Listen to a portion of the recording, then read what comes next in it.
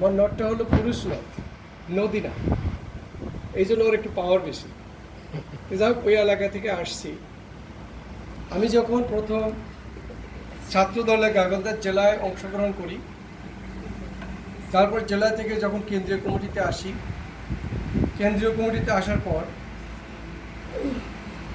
আমি 2004 সালে গণতন্ত্রের মহাপসীন নেত্রী বেগম খালেদা জিয়ার সাথে সাক্ষাৎ করতে যাই।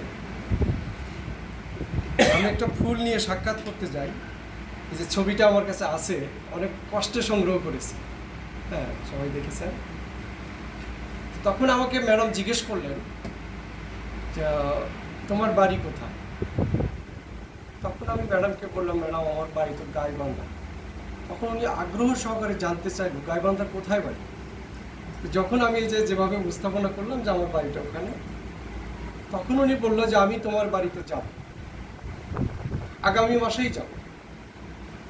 তো ঠিক উনি 17 দিন পরে, তখন আমি সিটি সেল নাম্বার ইউজ করতাম, নাম্বারটাও রেখে দিয়েছিলেন।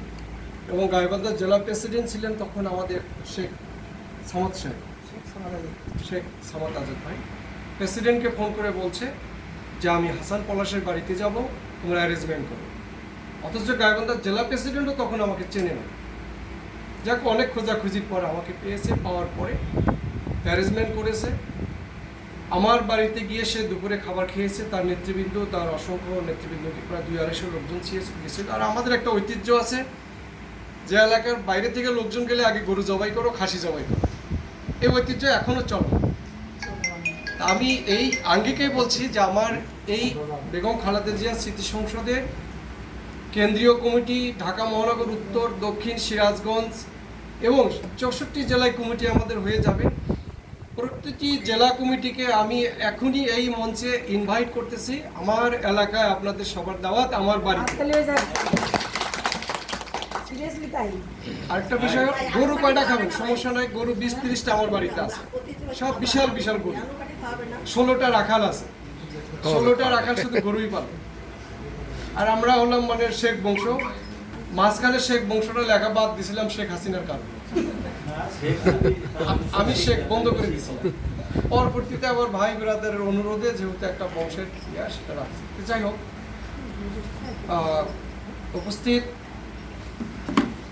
বর্তমান কেন্দ্রীয় কমিটির বেগম খালেদা জিয়া স্মৃতি সংসদের সংগ্রামী সভাপতি অ্যাডভোকেট কামাল হোসেন, উপস্থিত আছেন আপনাদের সামনে বেগম খালেদা জিয়া স্মৃতি সংসদের সংগ্রামী সদস্য সচিব মোহাম্মদ মাজাহারুল আলম মিথুন ভাই, উপস্থিত আছেন মোহাম্মদ হোসেন ভাই যুগ্ম সম্পাদক, উপস্থিত আছেন ইসমাইল ভাই, উপস্থিত আছেন আপনাদের মাঝে চৌধুরী শরীফা নাসরিন, উপস্থিত আছেন আব্দুল করিম জনি, ঢাকা মহানগর উত্তরের আহ্বায়ক বেগম খালেদা জিয়া স্মৃতি সংসদের, উপস্থিত আগত সিরাজগঞ্জ থেকে আগত আমার, যেহেতু আমার বাড়ি গাইবান্ধা, আমার প্রতিবেশী।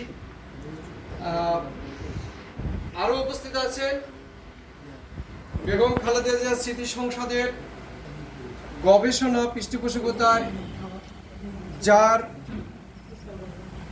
নার্সিংয়ে আজকে এই কমিটিটা দাঁড়িয়েছে, গাইবান্ধা জেলা বিএনপি জেলা মহিলা দলের সভাপতি ফরিদা ইয়াসমিন শোভাপা, উপস্থিত আছেন শরীয়তপুর জেলা মহিলা দলের সভাপতি আল আসমাউল হোসনা আপা, সামনে উপস্থিত আছেন আমার অনেক মহিলা নারী নেত্রী আপা এবং ভাইয়েরা। আসসালামু আলাইকুম। জি, সবাইকে ধন্যবাদ এবং সালাম, আসসালামু আলাইকুম। আসলে দেখেন, বেগম খালেদা জিয়াকে নিয়ে যদি আমরা গবেষণা করি, যেমন আমাদের সাংবাদিক ভাই বলে গেলে খুব সুন্দর গঠনমূলক কথা বলেছেন। কথা হলো, বেগম খালেদা জিয়া এই নামের তাৎপর্য আমরা যদি ব্যাখ্যা করতে যাই 2 দিনে শেষ করতে পারবো না। তার যে আপসহীনতা, তার যে দক্ষতা, তার যে নারী নেতৃত্বের যে বৈশিষ্ট্য গুণাবলী, এটা আমরা বিশ্লেষণ করে ব্যাখ্যা করে শেষ করতে পারবো না। এশিয়া মহাদেশের মধ্যে দ্বিতীয় মহিলা প্রধানমন্ত্রী এবং বাংলাদেশের প্রথম প্রধানমন্ত্রী, যা ইতিহাসে স্বর্ণাক্ষরে লেখা আছে। তার দূরদর্শিতা, তার রাজনৈতিক বৈশিষ্ট্য, তার যে আদর্শ, এই আদর্শের অনুপ্রাণিত হয়ে আমরা আজকে জাতীয়তাবাদী শক্তিতে অংশগ্রহণ করেছি। শহীদ প্রেসিডেন্ট জিয়াউর রহমান, যার দূরদর্শিতা 25শে মার্চ দিবাগত রাত্রে রাত 11টায় যখন শেখ মুজিব এদেশে আত্মসমর্পণ করে এদেশের মানুষের ভাগ্য নিয়ে সিনেমিনি খেলে এদেশের মানুষের পাশে না দাঁড়িয়ে যখন সারেন্ডার করেন পাকিস্তানি হানাদার বাহিনীর কাছে, তখন তাকে সুন্দর করে জামাই আদরে পাকিস্তানের প্লেনে করে নিয়ে করাচিতে বন্দী করে রাখেন। শহীদ প্রেসিডেন্ট জিয়াউর রহমানের দূরদর্শিতায় উনি সর্বপ্রথম ওই রিভোল্ট, তারপরে স্বাধীনতার ঘোষণা এবং অস্ত্র হাতে নিয়ে উনি 11টি সেক্টর গঠন করে এই দেশ স্বাধীন করেছেন। দীর্ঘ 9 মাস 21 দিন পর বিজয় এনে দিয়েছেন। এরপরে 10ই ডিসেম্বর শেখ মুজিবকে বাংলাদেশে নিয়ে এসে তাকে বাংলাদেশের দায়িত্ব বুঝিয়ে দিয়েছে। শেখ মুজিবুর রহমানের আদর্শ এবং আমাদের শহীদ প্রেসিডেন্ট জিয়াউর রহমানের আদর্শ এতটাই ডিফারেন্স। উনি এসেই সর্বপ্রথম এই দেশে বাকশাল বাহিনী, লাল বাহিনী, বিভিন্ন প্রকার রক্ষী বাহিনী গঠন করে এদেশের ব্যাংক ডাকাত থেকে শুরু করে এদেশের লুটপাট শুরু করেছিলেন। তার ইতিহাস কুলসিত হয়ে গেছেন। তার মৃত্যুতে 2 জন পাবলিকও জানাজায় অংশগ্রহণ করেনি। তার মাটি দেওয়ার মতো কোনো লোক ছিল না। পক্ষান্তরে শহীদ প্রেসিডেন্ট জিয়াউর রহমান যখন শহীদ হলেন, তাকে যখন এই শেখ হাসিনাই ষড়যন্ত্র করে হত্যা করা হলো, তার জানাজায় লক্ষ লক্ষ কোটি কোটি মানুষ, এদেশের মানুষ চোখের জলে সিক্ত হয়ে তার জানাজায় অংশগ্রহণ করেছিলেন। আমরা রিসেন্টলি দেখেছি আমাদের গণতন্ত্রের মা বেগম খালেদা জিয়া যখন আল্লাহর ডাকে সাড়া দিয়ে তিনি চলে গেলেন, ইন্তেকাল করলেন, আমরা সারা বাংলাদেশ, শুধু সারা বাংলাদেশ না, সমগ্র পৃথিবীর মুসলিম কান্ট্রিগুলো একবার শোকে মাতাল হয়ে গিয়েছিলেন। মানুষের বাক স্বাধীনতা বন্ধ হয়ে গিয়েছিল, মানুষের কথা বন্ধ হয়ে গিয়েছিল। এটা কি হলো? তার জানাজায় আমরা দেখেছি কোটি কোটি মানুষ এখনো তার শোকে কাতর। এরই পরিপ্রেক্ষিতে আমরা তার পরের দিনই বাংলাদেশের যে সংগঠনটি তৈরি করা হয়েছে বেগম খালেদা জিয়া স্মৃতি সংসদ, যেটা তারেক রহমানের নলেজে দেওয়া আছে, তারেক রহমান সাহেব এটার অভিভাবক, এবং আমাদের কেন্দ্রীয় কমিটিটা আবার সংস্কার করা হবে। এই সংস্কারের প্রধান পৃষ্ঠপোষকতা, প্রধান উপদেষ্টা থাকবেন তারেক রহমান, মাননীয় প্রধানমন্ত্রী বাংলাদেশ গণপ্রজাতন্ত্রী বাংলাদেশ সরকারের। এখানে আরও উপদেষ্টা থাকবেন স্থায়ী কমিটির অন্যতম সদস্য আব্দুল মঈন খান, উপদেষ্টা মণ্ডলীর সদস্য থাকবেন ডক্টর নজরুল ইসলাম খান। তা আশা করি আপনারা যারা উপস্থিত, এখানে আমরা এক প্ল্যাটফর্মে আছি। আসলে এটা ছোটখাটো একটা কোনো সংগঠন না।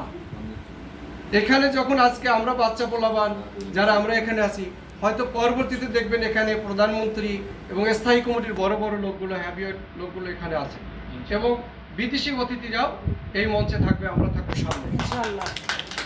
আশা করি সিরাজগঞ্জে ভাইদেরকে আমি আরেকটু অনুরোধ করব যে আপনারা আজকে কমিটি নেবেন।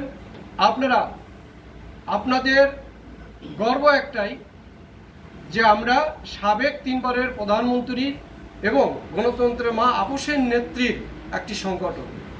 এই সংগঠনের উপর কোনো সংগঠন বাংলাদেশে হবে না, হতে পারে না ইনশাআল্লাহ। এটা আপনাদের ভিতরে ধারণ করবেন, এইভাবে আগাবেন, দেখবেন যে আপনাদের ভিতরে একটা শক্তি এসে আসবে। এই বলে আমি আমার বক্তব্য এখানেই শেষ করছি। আপনারা ভালো থাকেন, আপনারা আমাদের জন্য দোয়া করবেন, আমরাও দোয়া করব। শহীদ প্রেসিডেন্ট জিয়াউর রহমান অমর হোক, বেগম খালেদা জিয়া অমর হোক, তারুণ্যের অহংকার মাননীয় প্রধানমন্ত্রী তারেক রহমান জিন্দাবাদ, বেগম খালেদা জিয়া স্মৃতি সংসদ জিন্দাবাদ। আসসালামু আলাইকুম।